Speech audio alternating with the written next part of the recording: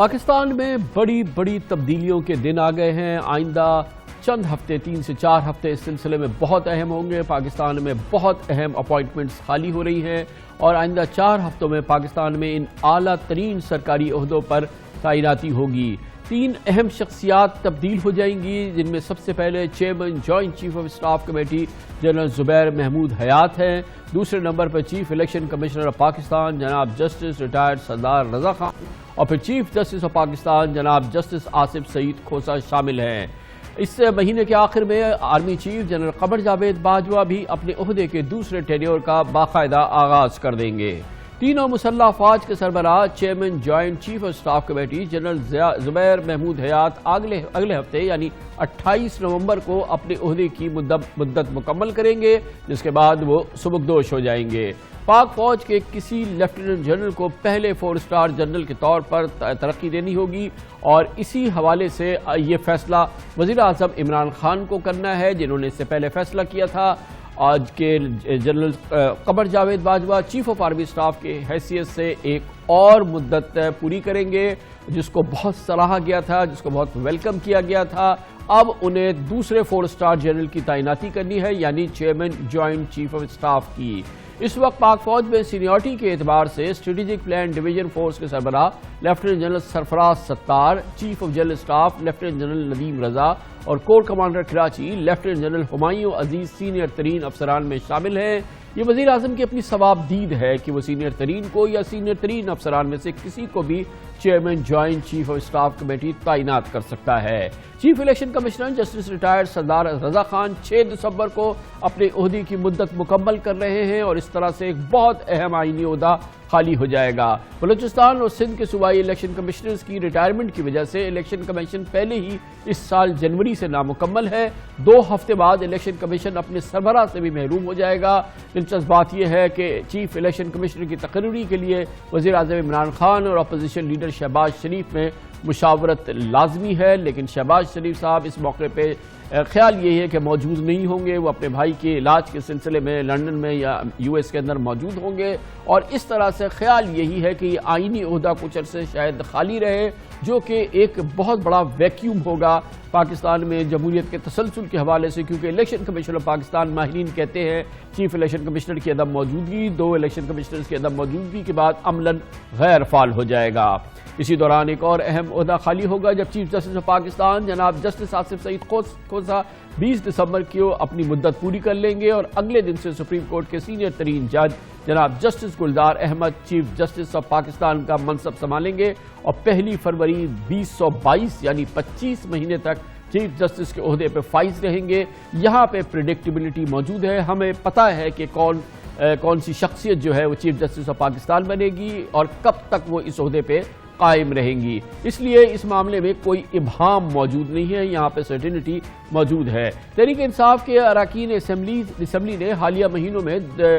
دوران آئین میں ترمیمی بل کے ذریعے سپریم کورٹ کے ججز کے لیے ریٹائرمنٹ کی عمر 65 سے بڑھا کر 68 سال کرنے کی تجویز دی تھی، لیکن اس معاملے پر عملی طور پہ کوئی پیش رفت نہیں ہو سکی۔ خیال یہ تھا کہ پاکستان تحریک انصاف میں کچھ حلقے یہ چاہتے تھے کہ موجودہ چیف جسٹس جناب جسٹس آصف سعید کھوسہ کی مدت ریٹائرمنٹ میں اضافہ ہو جائے، مگر اس کے لیے تمام ججز کی ریٹائرمنٹ کی عمر میں اضافہ کرنا تھا اور جس کے لیے آئین میں ترمیم کی ضرورت تھی اور وہ کسی صورت میں دستیاب نہیں تھی پاکستان تحریک انصاف کے اس حلقے کو، جو کہ ججز کی ریٹائرمنٹ میں اضافہ کرنا چاہتی تھی۔ ہر لحاظ سے آئندہ 3 ہفتے بہت دلچسپ ہیں، بہت معنی خیز ہیں اور اس حوالے سے بہت اہم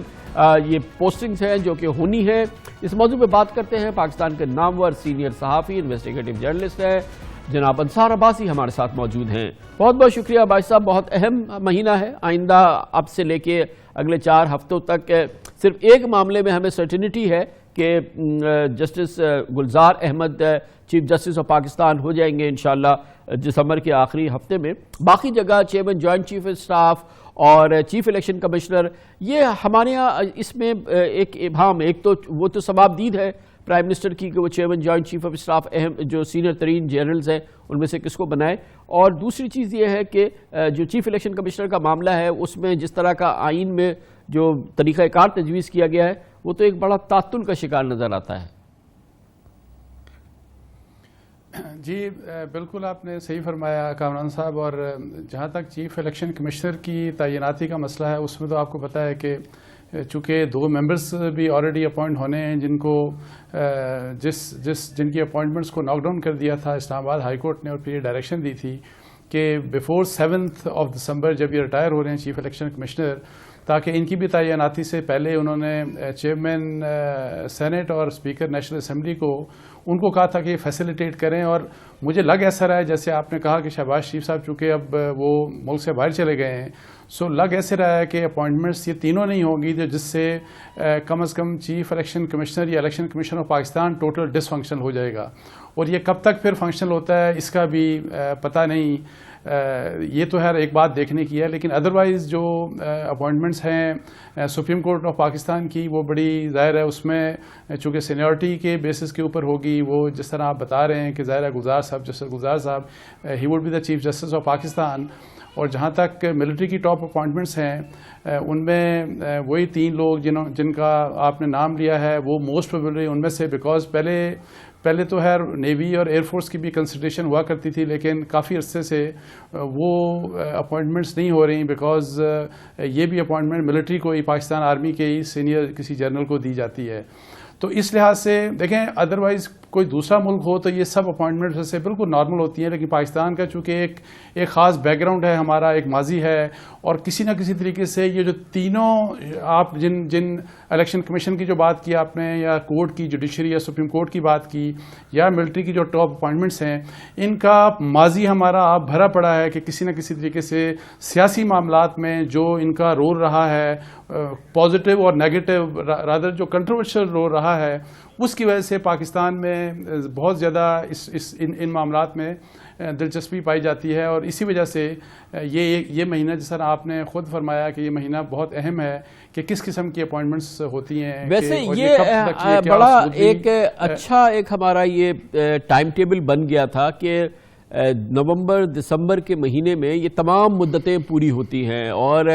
جو الیکشنز کا ایک اسکیجول بنتا تھا اس میں بھی ہم یہ دیکھتے تھے کہ لگ بھگ یہی ٹائم ہوتا تھا کہ جب الیکشن ہوتے تھے اور نیا وزیر اعظم آتا تھا، نیا چیف ایگزیکٹو ہوتا تھا. اس طرح سے تبدیلیوں کو ایک طرح سے ایک سنکرونائز بھی کیا جا سکتا تھا، اور تاکہ کہ ایک نئی مدتوں کا آغاز ہو، نئی ٹرم کا آغاز ہو. لیکن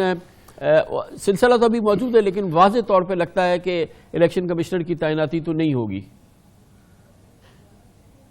دیکھیں الیکشن کمیشن کی نہیں ہوگی، اور جس طرح آپ کہہ رہے ہیں سنکرائز کرنے کی، تو سپریم کورٹ کے ججز کو آپ اس لیے کہ وہ ریٹائرمنٹ سے تعلق ہوتا ہے، جو بھی چیف جسٹس کی جو ڈیٹ آف ریٹائرمنٹ ہے اس لحاظ سے پھر نئے چیف جسٹس اپوائنٹ ہوں گے، تو وہ اس طرح نومبر دسمبر کے ان ویکس میں فال نہیں کر سکتے. اچھا ایک میں تھوڑی سی بات چونکہ آپ نے جو انٹرو میں کہی، ظاہر ہے ایک چیز کا جو دوسرا بھی ہمیں پتہ ہے کہ چونکہ ایکسٹینشن آلریڈی دی جا چکی ہے آرمی چیف کو، جنرل قمر باجوہ صاحب کو، اور یہ ہے کہ یہ بھی نیکسٹ ٹینیور اپنا 3 سال کا ٹینیور گزاریں گے. اس سلسلے میں جو آپ مجھے تھوڑا سا ایک اختلاف اس بات کے اوپر ہے کہ جو آپ نے کہا نا کہ اس کو اپریسیشن فرض کریں کہ پوری طرح سے ہر طرف سے ملی، تو میں صرف یہ کہوں گا کہ اس میں یہ پرووائزو ہمیں ضرور ایڈ کرنا چاہیے کہ دیکھیں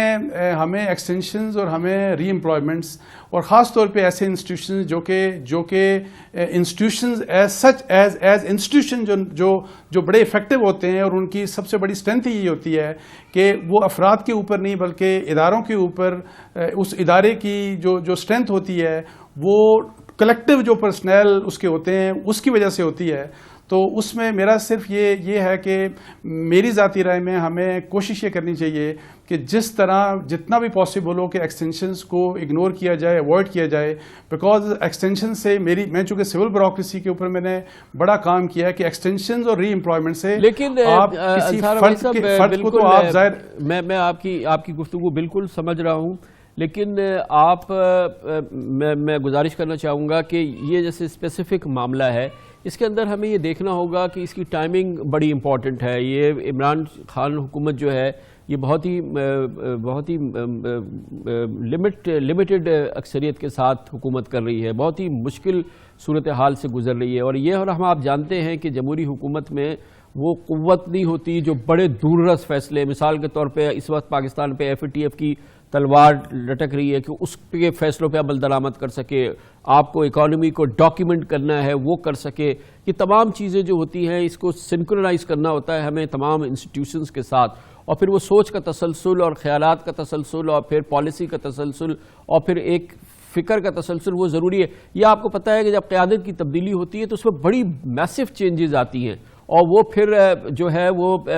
ایڈجسٹمنٹ ہوتے ہوتے جو ہے اس میں کافی عرصہ لگ جاتا ہے، اور وہ پھر شاید متحمل نہیں ہے یہ پیریڈ ہمارا کہ وہ ایڈجسٹمنٹ کا انتظار کرے یا اس کے نتیجے میں کوئی دوسری سوچ آ جائے تو پورا معاملہ خراب ہو جائے. شاید یہی وجہ ہے کہ پیپلز پارٹی کی حکومت نے بھی ایک تسلسل کو چلایا تھا، اور یہ پاکستان میں پہلی بار نہیں ہو رہا ہے، یہ ہمیشہ سے ہوتا آ رہا ہے. بلکہ نہیں دیکھیں کامران صاحب، اس میں یہ بات آپ کی ٹھیک ہے تسلسل کی بات، لیکن جو میرا جو پوائنٹ آف ویو ہے وہ یہ ہے کہ دیکھیں ہمیں پہلی بات تو یہ ہے کہ کیا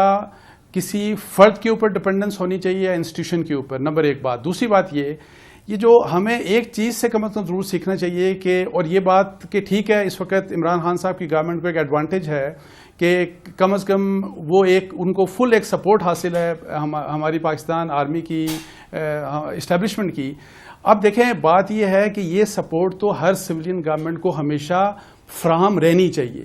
اصل میرا مدعا یہ ہے، میرا پوائنٹ آف ویو یہ ہے کہ اگر ہم انسٹیٹیوشنز کو اس طریقے سے کہ جی اگر یہ چیزیں بدلتی رہیں، یہ سپورٹ کبھی ہو اور کبھی نہ ہو اور کبھی خدا نہ خواستہ، جس سر ابھی بھی میں آپ کو بتاؤں بہت سے لوگ امید لگائے بیٹھے ہیں، جو کہ بڑی غلط بات ہے کہ ہو سکتا ہے کہ 30 نومبر کے بعد حالات چینج ہو جائیں to the disadvantage of Imran Khan, جو کہ میں سمجھتا ہوں بڑی غلط بات ہوگی. سو میرا صرف پوائنٹ آف ویو یہ ہے کہ ہمیں اس طریقے سے اپنے ایک کانسٹیٹیوشنل رول جیسے ہوتا ہے، ہر ادارہ اپنا اپنا کام کرے، اور جو بھی وزیر اعظم ہو، جو بھی سول گورنمنٹ ہو، اس کو تمام انسٹیٹیوشنز کی فل سپورٹ حاصل رہنی چاہیے. بہت بہت شکریہ. انصار عباسی ہمارے ساتھ موجود تھے.